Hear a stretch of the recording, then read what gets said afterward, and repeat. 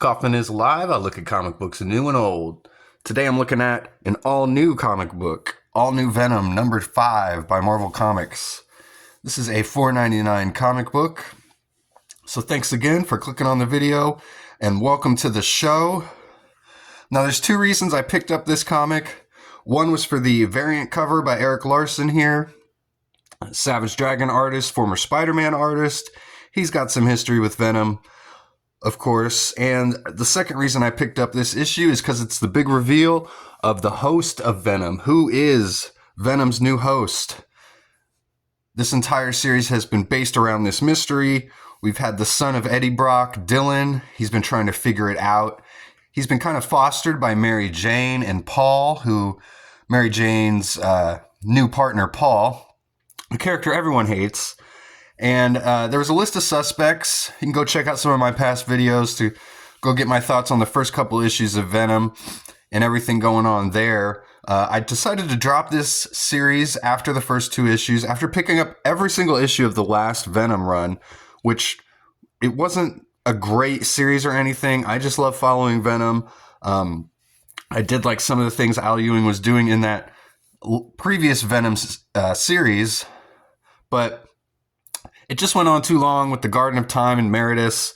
It just kind of meandered on for like 30 issues. Didn't seem to go anywhere, really. It all just kind of coalesced into this Venom, this all-new Venom series. So this is where it was all leading.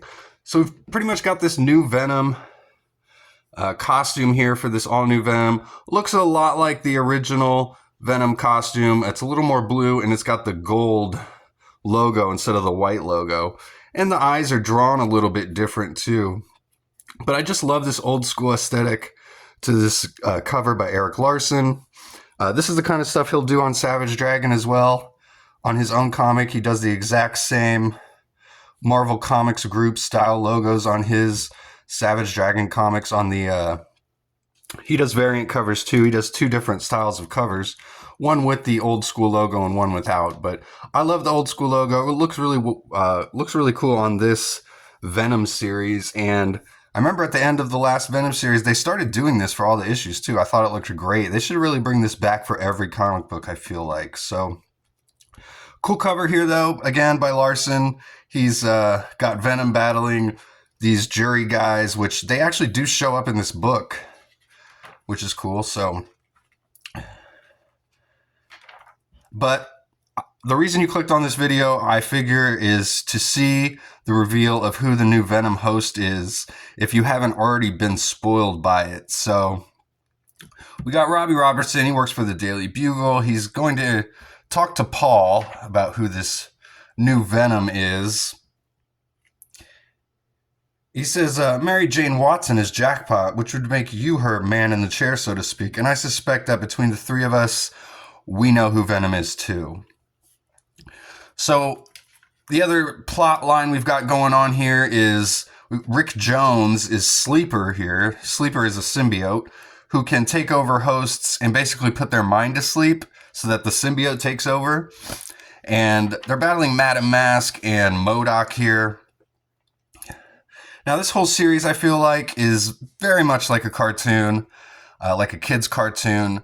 You know, MODOK, who's like this evil, murderous villain, these days really comes off more like Elmer Fudd.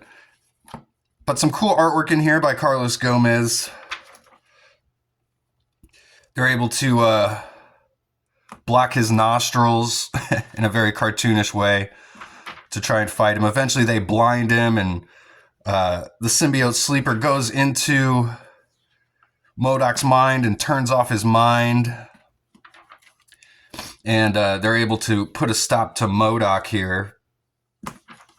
Right here, Sleeper takes over MODOK in kind of a goofy scene, but it works.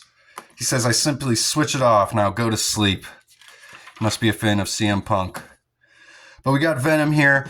And my main criticism about this is it doesn't really, in this all-new Venom series, this doesn't really sound like Venom anymore. He just sounds like a generic superhero.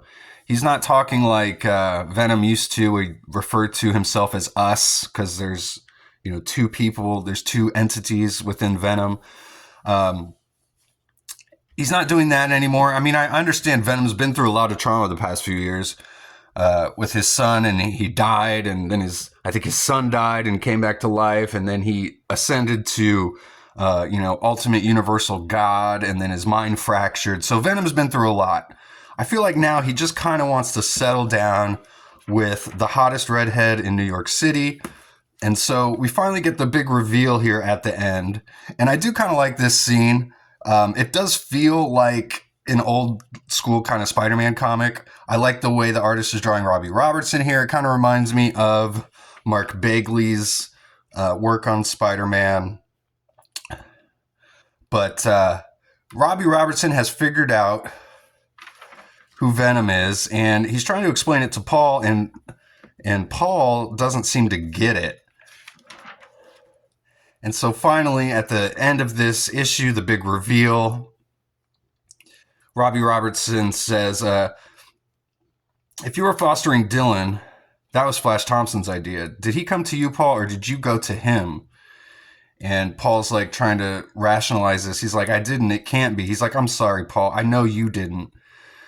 Which means you chose not to tell him. Am I right? And then Robbie Robertson looks over. We see the shadow here coming through the door. And of course, we get Mary Jane's catchphrase and the big reveal.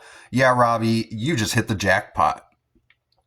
And we see Mary Jane here inside the Venom symbiote.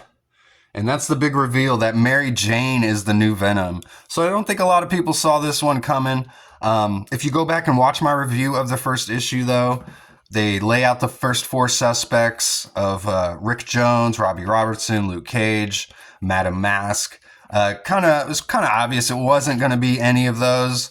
And we were introduced to Paul and Mary Jane at the end of that first issue into this Venom series. So I was kind of thinking immediately right off the bat, it's going to either be Paul or Mary Jane. And I figured it would be Paul, honestly.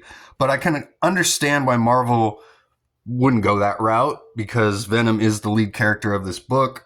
You want your main character to be likable, and people don't really like Paul. So that would have been a weird dynamic. So they go with Mary Jane. They've been doing lots of weird stuff with her character the past few years, turning her into Jackpot.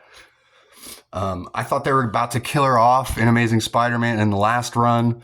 They ended up killing off Ms. Marvel, which I felt like was an editorial change at the last minute. I could be wrong there. It just kind of felt like that. So I feel like Marvel doesn't really know what they're doing here with Mary Jane. This could be an interesting dynamic, though. Mary Jane as Venom, along with Peter Parker as Spider-Man. If they ever actually cross over and get to that, that would be great. But as you can see at this point, Spider-Man nowhere to be found here. Even though his ex-wife is basically hooking up with his greatest villain here. And if you saw the solicits for the next issue, too, you'll see that, or in a couple issues, there's a wedding between Venom and Mary Jane, it looks like. So I asked my teenage son about this. He actually thought it was kind of a cool concept, something new. So that was interesting, an interesting take, I felt like. But we'll see where it goes. I feel like this whole comic isn't to be taking itself too seriously. I think maybe the last Venom series, that was also written by Al Ewing, maybe took itself a little too seriously. And then this one is kind of maybe overcorrecting just a little bit. But go check this issue out if you can still find it on the shelves. This was a pretty big comic book that came out this week, pretty sought after one. I've seen some of the variant covers, not this particular variant, but some of the Mary Jane variants are already being sold for over $50. So thanks again for watching, and let me know in the comments what you think about this whole giant sea change for Venom, Mary Jane becoming Venom. What are your thoughts on all that? Let me know in the comments, and please like and subscribe if you haven't yet. I'm trying to reach 500 subscribers by my 1-year anniversary of May 1st. I'm already over 400, so help me out if you haven't subscribed yet. If you've watched any of my videos, please like and subscribe, and I'll see you guys on the next one. Go read comics.